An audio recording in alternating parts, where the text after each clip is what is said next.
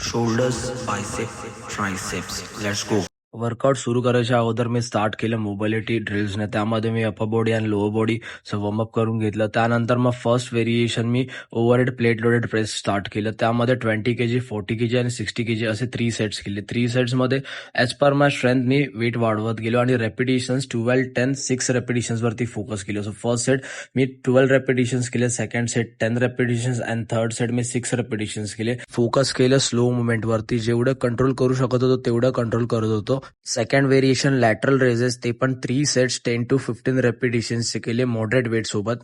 Third variation cable barbell front रेजेसमध्ये 10 to 15 counts 3 sets. As per my strength मी weight increase करत गेलो. Fourth variation postural डेल्टसाठी, ह्यामध्ये पण मी 3 सेट परफॉर्म केले, पण वेट एकदम लाईट ठेवलं आणि रेपिटेशन्सवरती फोकस केलं.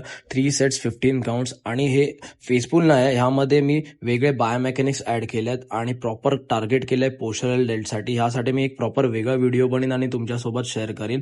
आणि मग तुम्हीच सांगा फेसफुल आणि ह्यामध्ये किती फरक आहे. शोल्डर्सचा वर्कआउट संपवून मी स्टार्ट केलं बायसेप्समध्ये एकच व्हेरिएशन केलं, इझेड बार्बेल कर्ल. त्यामध्ये 5, 10 आणि 15 kgचे 3 सेट्स करत मी रेपिटेशन्सवर फोकस केलं. लास्ट व्हेरिएशन ट्रायसेप्ससाठी केले, ट्रायसेप्स केबल पुश डाऊन. ह्यामध्ये पण मी फॉर्मवरती आणि मसल कॉन्ट्रॅक्शनवरती फोकस केलं. 3 सेट्स करून ॲज पर माय स्ट्रेंथ मी वेट इन्क्रीज केलं. आणि वर्कआउट नंतर क्रेझी पंप होता. आणि तुम्ही हा व्हिडिओ बघितला असाल तर नक्की हा वर्कआउट तुमच्या रुटीनमध्ये ॲड करा आणि मेन मसल कॉन्ट्रॅक्शनवरती फोकस करा, वेटवरती नाही.